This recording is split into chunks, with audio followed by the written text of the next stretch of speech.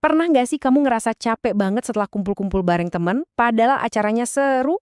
Nah, hari ini kita bakal bongkar tuntas rahasia di balik pribadi yang kelihatannya pendiam, dan kita akan temukan kekuatan luar biasa yang sebenarnya tersembunyi di dalamnya. Kutipan ini kayaknya relate banget ya. Kalau kamu sering banget dicap pendiam, pemalu, atau bahkan, wah antisosial, cuma gara-gara kamu butuh waktu buat sendiri, maka penjelasan kali ini benar-benar dibuat khusus untuk kamu. Oke, ini dia peta perjalanan kita. Kita bakal mulai dari ngebongkar mitos-mitos yang udah usang, terus kita pahami konsep baterai sosial, abis itu kita lurusin kesalahpahaman terbesar, ngintip sedikit cara kerja otak kita, dan puncaknya, kita bakal temuin kekuatan super yang kamu miliki. Oke, kita mulai dari yang pertama. Mari kita hadapi musuh terbesar kita, kesalahpahaman. Selama bertahun-tahun, masyarakat itu sering banget salah kaprah ngasih label kepada introvert dengan cara yang, ya ampun, dangkal banget. Sifat-sifat kayak gini nih sering banget kan dilekatkan ke kita para introvert. Tapi, ini semua cuma label. Definisi yang sebenarnya itu jauh lebih menarik dan sama sekali bukan tentang kekurangan loh. Jadi, kalau bukan itu semua, introvert itu sebenarnya apa dong?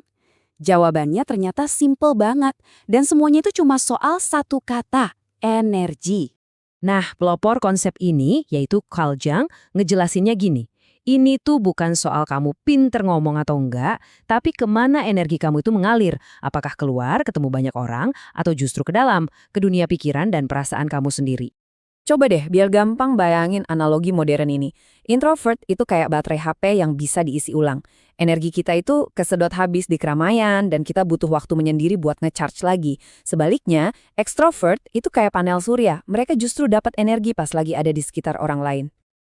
Oke, dengan bekal pemahaman soal energi tadi, yuk kita bongkar dua mitos paling umum yang sering banget bikin para introvert jadi minder. Nah, disinilah beda kuncinya. Introversi itu soal preferensi, bukan ketakutan. Kamu bisa aja jadi seorang introvert yang sangat percaya diri, yang bisa ngasih presentasi keren banget, tapi setelahnya kamu ngerasa butuh hibernasi seharian. Kedengeran familiar nggak? Satu lagi nih perbedaan yang penting banget. Butuh waktu sendirian itu bukan berarti kita nolak orang lain. Buat seorang introvert, itu tuh kebutuhan biologis buat bisa berfungsi sama kayak kita butuh makan atau tidur. Ini beda jauh banget sama istilah klinis antisosial yang sering disalahartikan. Sekarang yuk kita masuk lebih dalam lagi. Sebenarnya apa sih yang terjadi di dalam otak kita yang bikin suasana tenang itu rasanya nikmat banget? Ternyata, sains nunjuk ke zat kimia otak yang namanya dopamin. Otak introvert itu nggak butuh banyak rangsangan dari luar buat ngerasa senang. Faktanya, kalau stimulasinya kebanyakan, kayak di pesta yang berisik, otak kita bisa cepet banget ngerasa kewalahan dan capek. Ini nih fakta yang mungkin bikin kamu kaget. Meskipun 75% orang di dunia itu takut ngomong di depan umum, banyak banget pembicara hebat justru adalah seorang introvert. Kok bisa? Karena kepekaan otak mereka itu bikin mereka nyiapin segalanya dengan sangat teliti dan mendalam. Oke, kita udah lurusin apa yang bukan introversi. Sekarang, waktunya kita merayakan apa itu introversi. Sebuah sumber kekuatan yang sering banget nggak kelihatan. Kekuatan super pertama, mendengarkan secara mendalam. Introvert itu kayak spons, lebih banyak menyerap informasi daripada memancarkannya keluar.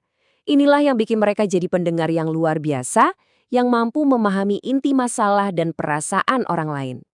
Seperti yang dicontohkan oleh investor sekelas Warren Buffett, seorang introvert itu memanfaatkan kecenderungan alaminya buat mikir dulu sebelum bertindak. Hal ini bikin mereka bisa merencanakan sesuatu dengan sangat cermat dan ngambil keputusan yang bijaksana. Kekuatan ketiga, fokus yang tajam. Kemampuan buat ngerasa nyaman dalam kesendirian itu aset yang sangat berharga. Ini memungkinkan kita buat masuk ke mode kerja mendalam, tanpa gangguan, sebuah keahlian yang langka banget di dunia yang super bising ini, dan sangat penting buat kreativitas dan pemecahan masalah. Kutipan dari Yoko Ono ini bener-bener nangkep kekayaan dunia batin seorang introvert, tempat di mana ide-ide besar, kreativitas, dan pemahaman mendalam itu lahir dan tumbuh. Jadi, inget ini baik-baik ya. Sisi pendiam kamu itu bukan sebuah kelemahan yang harus diperbaiki, tapi sebuah kekuatan yang nunggu buat dimanfaatkan. Pertanyaannya sekarang adalah, gimana kamu akan menggunakan kekuatan itu?